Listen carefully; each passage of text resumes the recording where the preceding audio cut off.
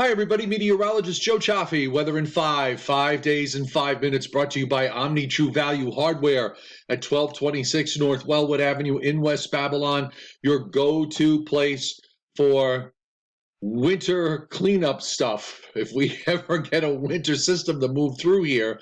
But Omni has the tri-state area's largest supply of rock salt and at the lowest prices anywhere in the New York City tri-state area and beyond. They're at 1226 North Wellwood Avenue in West Babylon, New York on Long Island.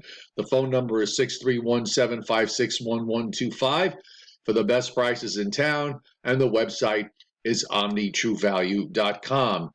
We've got a storm system here that is moving across Florida and heading to the northeast, and we're seeing the high clouds from this now streaming northward up the eastern seaboard. There is no cold air around, so let's get that out of the way. In the meantime, we can also see that there's a fast-moving disturbance over the Great Lakes that is moving eastward.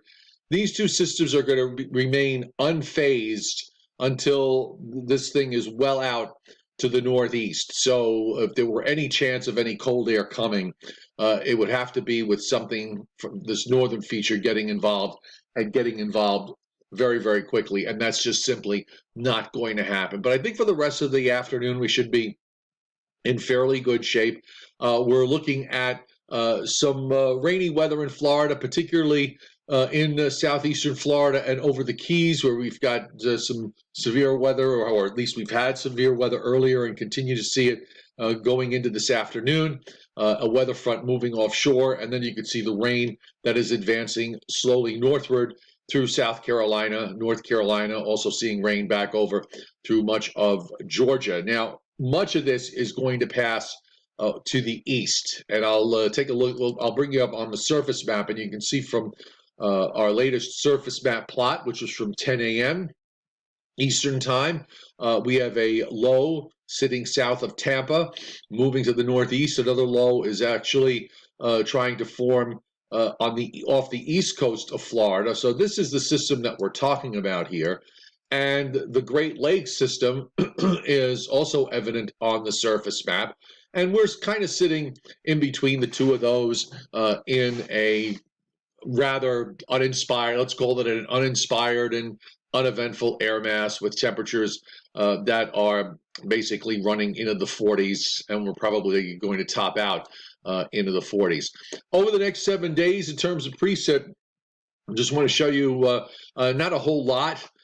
We've got pretty much under 1/10 of an inch from southern New England down through the mid-Atlantic states and into the southern Appalachians. So once this system off the southeast coast kind of plays itself out, it is just going to be pretty dry in the next 7 days. Now, there's a little bit more precip being generated up in central and northern New England and upstate New York, and also back through parts of the northern lakes. And some of that is going to be in the form of snow. And we are seeing, again, this is for the umpteenth day in a row, several to many inches of rain, and of course a lot of heavy snow in the mountains of the west and in the northwest for the next 7 days. They've just been piling it on with the way the upper air pattern has been set up. So for the rest of today, we're going to see clouds continuing to increase and thicken up. Temperatures will be mostly in the 40s. Here's your low. It moves off the North Carolina coast tonight.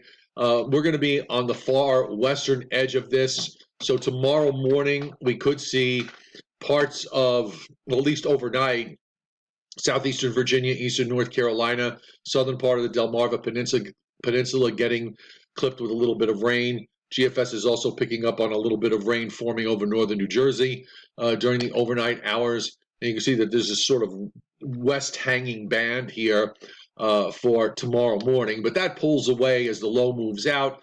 Weather conditions improve tomorrow afternoon. It starts to turn chilly again as we go into Thursday, which is shaping up to be a dry day. And after that, we've got a bunch of fast-moving systems. Now, I've been saying that the only way it will snow in this pattern is if you get the Pacific system, the trough in the Pacific, you get a little bit of energy that kind of breaks away and runs out to the east. And if we have a little bit of cold air around, somebody could wind up seeing some snow. And the first of these disturbances will come through Thursday night into Friday morning. It's very weak. It doesn't really do very much. Some areas maybe wind up with a coating or a little bit more Thursday night into Friday morning, just to give you the feeling Friday morning that it's Christmas Eve. Christmas Eve itself will be a quiet day. Then here comes the next one, the next fast-moving system. This one is going to have warmer air, especially from New York City on south, where we're probably going to see temperatures in the 50s on Christmas Day.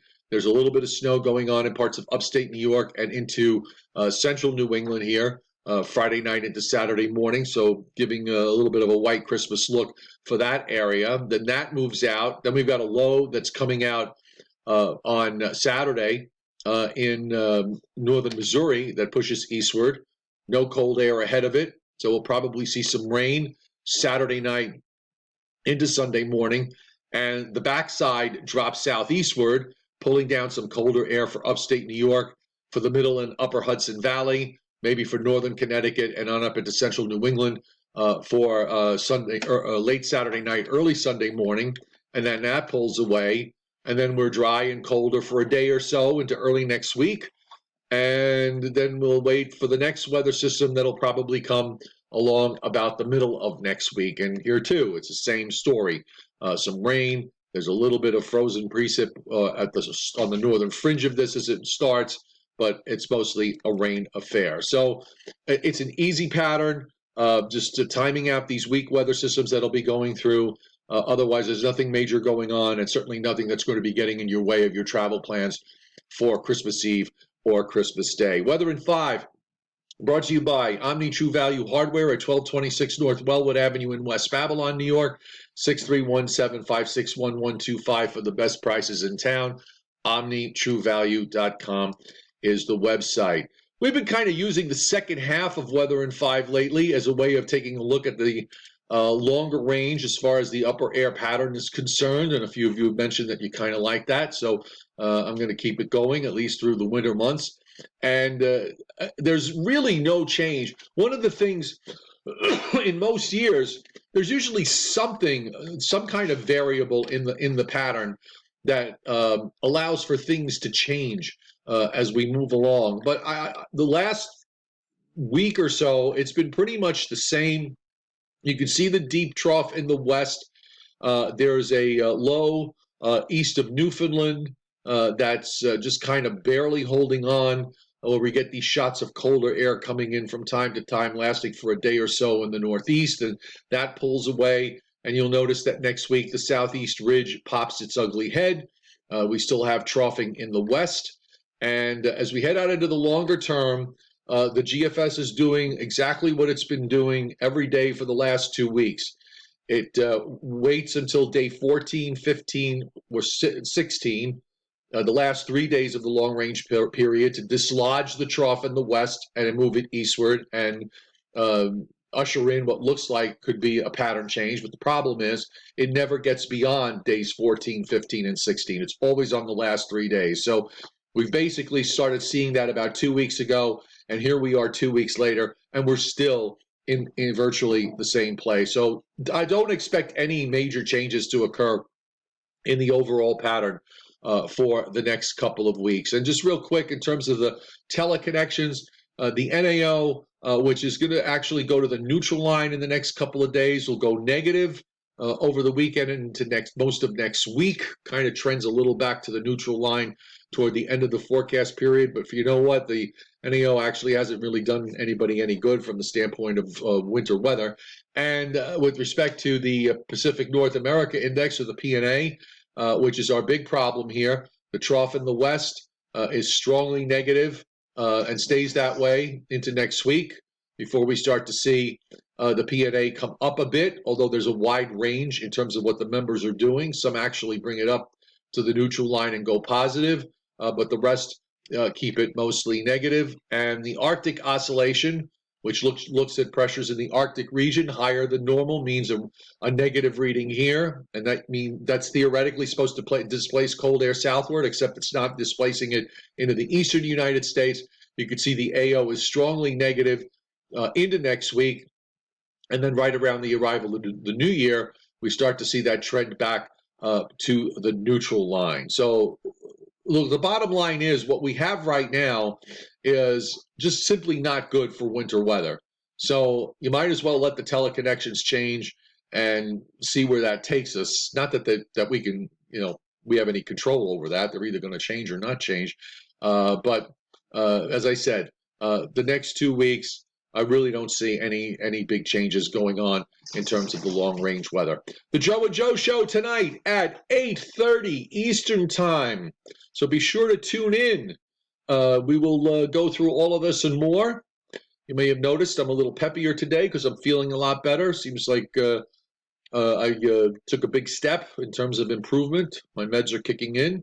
So keep your fingers crossed that trend continues. And we'll see you tonight at 8:30 Eastern.